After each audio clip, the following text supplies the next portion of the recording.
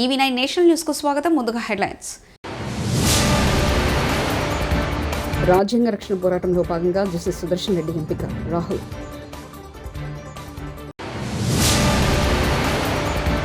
ఈ బిల్లు మీకే కాదు అన్ని పార్టీలకు వర్తిస్తుంది. కాంగ్రెస్ పై కిషన్ రెడ్డి సెటర్.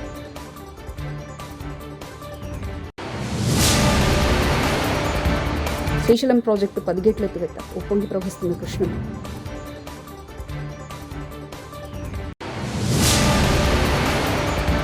వైఎస్ జగన్ తిట్టడం తప్ప రాష్ట్రానికి ఏం చేశారో చెప్పు. వచ్చా సత్యనారాయణ. ఉపరాష్ట్రపతి పదవికి జస్టిస్ సుదర్శన్ రెడ్డిని అభ్యర్థిగా ఎంచుకోవడం రాజ్యాంగాన్ని పరిరక్షించేందుకు జరుగుతున్న పోరాటమేనని కాంగ్రెస్ అధినేత, లోక్సభ ప్రతిపక్ష నేత రాహుల్ గాంధీ అన్నారు. జస్టిస్ సుదర్శన్ రెడ్డి 5 దశాబ్దాల పైగా రాజ్యాంగాన్ని పరిరక్షిస్తున్నారని తెలిపారు. దానంతట అదే వచ్చిన యూరియా కొరత కాదు, ఇది కొంతమంది మంత్రులు, దళార్ల దగ్గర డబ్బులు తీసుకుని సృష్టించిన కొరత ఇది. మాజీ మంత్రి ఎమ్మెల్యే జగదీష్ రెడ్డి. ఎరువుల విషయంలో కావచ్చు, విత్తనాల విషయంలో ఇది దానంతరం అది వస్తున్న కొరత కాదు, నకిలీవి కావు. ఇవి కేవలం కొద్దిమంది మంత్రులు, దళారులిద్దరు కుమ్మక్కై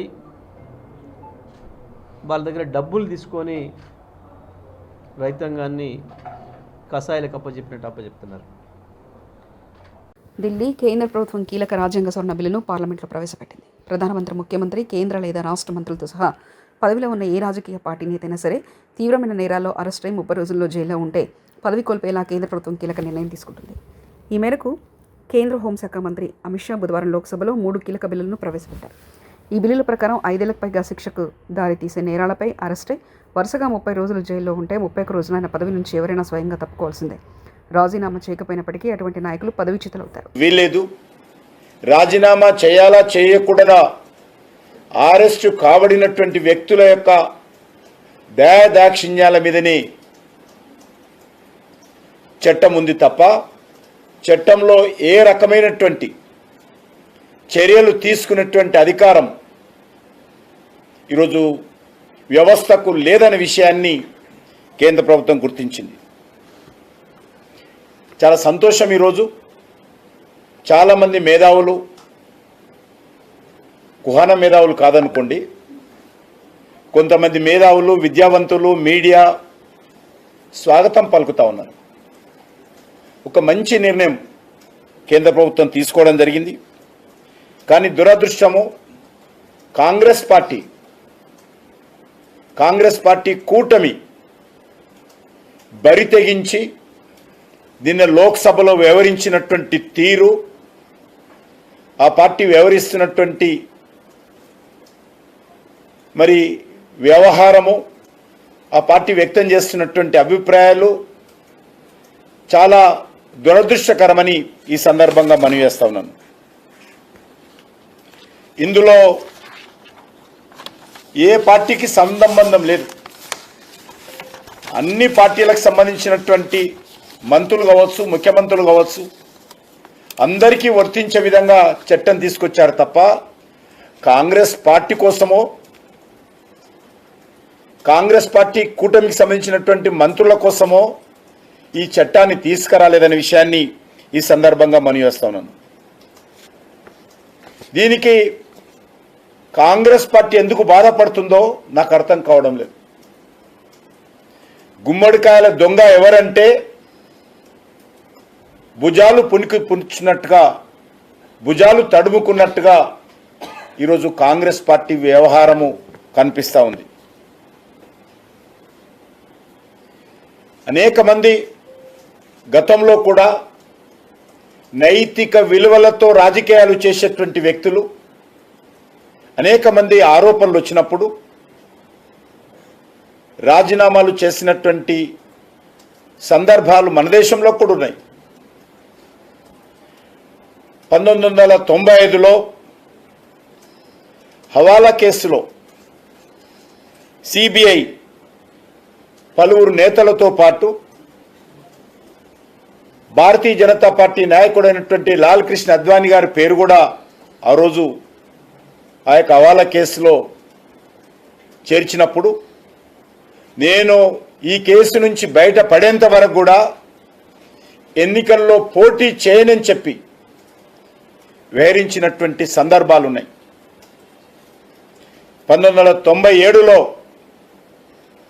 ఆయనకు క్లీన్ చిట్ వచ్చిన తర్వాతనే 1998లో అద్వానీ గారు మళ్ళీ లోక్సభకు పోటీ చేసి నైతిక విలువలతో కూడినటువంటి రాజకీయాలకు పెద్దపీట వేసిన విషయాన్ని మనం చేస్తా ఉన్నాం. చంద్రబాబు ప్రభుత్వం విశాఖ ఉక్కు ప్రైవేటీకరణ ఎమ్మెల్సీ బొత్స సత్యనారాయణ ఆగ్రహం వ్యక్తం చేశారు. విశాఖ ఉక్కును కాపాడేలా కలిసి వచ్చే పార్టీలతో కలిసి పోరాటం చేస్తామని పిలుపునిచ్చారు. ఈ మేరకు గురువారం బొత్స సత్యనారాయణ మీడియాతో మాట్లాడారు. కూటమి నాయకుల వ్యక్తిగత స్వార్థం కనిపిస్తుంది. రాష్ట్రంలో అత్యాచారాలు పెరిగిపోయాయి. విశాఖ ఉక్కు కోసం ఎందుకు మాట్లాడడం లేదు? వైఎస్ఆర్సీపీని మాజీ సీఎం వైఎస్ జగన్మోహన్ రెడ్డి తిట్టడం తప్ప ఇంకేం లేదు. విశాఖ ఉక్కుకై కలిసి వచ్చే పార్టీలతో పోరాటం చేస్తాం. యూరియా బస్తాలు ఇవ్వలేని స్థితిలో ప్రభుత్వం ఉంది.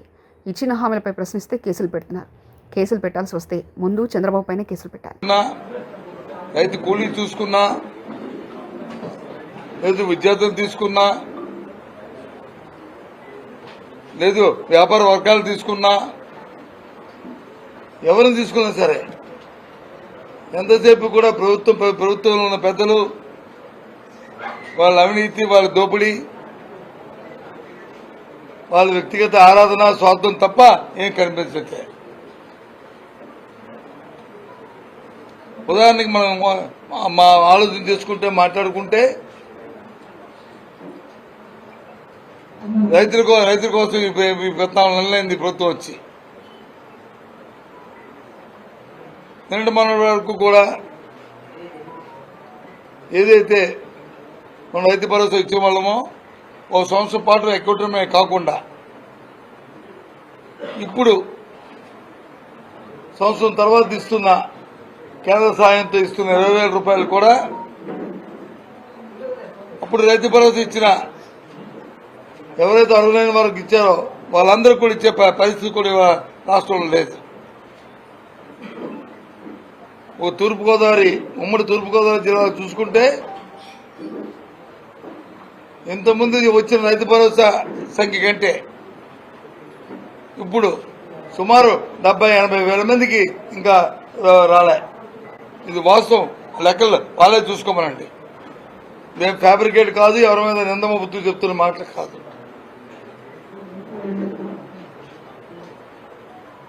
మరి ఎప్పుడు లోపల ఇస్తారు? ఈవెన్ సాంకేతిక కారణాలు, సాంకేతికమైన అంశాలు ఉంటే ఆ అంశాలు, ఆ లోపాలని మరి అధికారులే కదా, ప్రభుత్వంలో అధికారులే కదా దాన్ని సవరించవలసింది.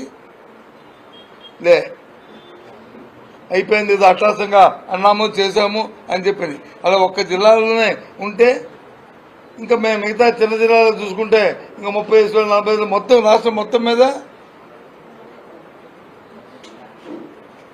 సుమారు 7-8 లక్షల మందికి ఇంకా ఈ అన్నదాత స్కీమ్ అర్హులైన వారికి అందరి పరిస్థితి వాటికి ఉంది.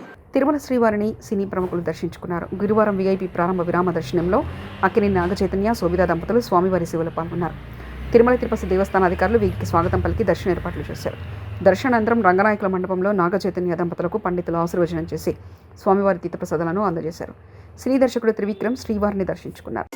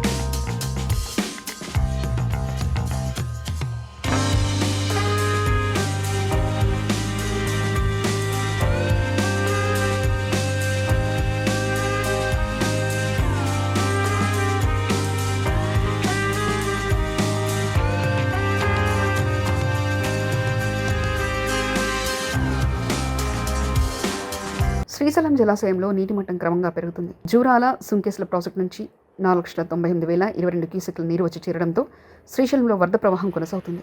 దీంతో అధికారులు శ్రీశైలం డ్యాం 10 గేట్లను 18 అడుగుల మేర పైకెత్తి 4,18,630 క్యూసెక్ల నీటిని నాగార్జునసాగర్కు విడుదల చేశారు.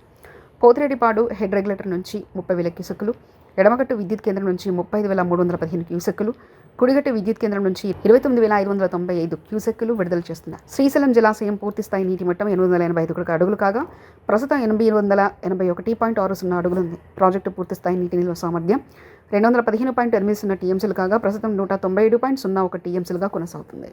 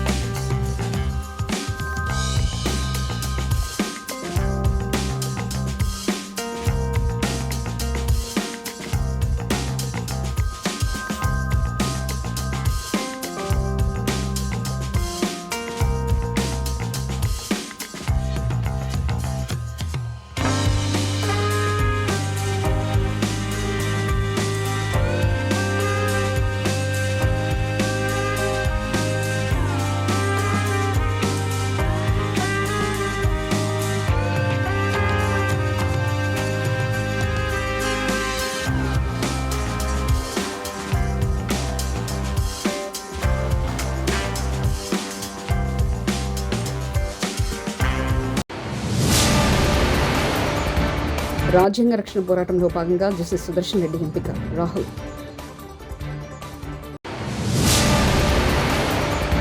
ఈ బిల్లు మీకే కాదు అన్ని పార్టీలకు వర్తిస్తుంది. కాంగ్రెస్పై కిషన్ రెడ్డి సెటర్.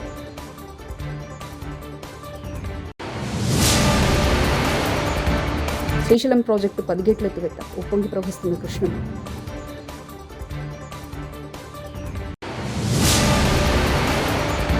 వైఎస్ జగన్ తిట్టడం తప్ప రాష్ట్రానికి ఏం చేశారో చెప్పు వచ్చేస్తుంది. ఇవి బులెటిన్ విశేషాలు. చూస్తూనే ఉండండి EV9 నేషనల్ న్యూస్.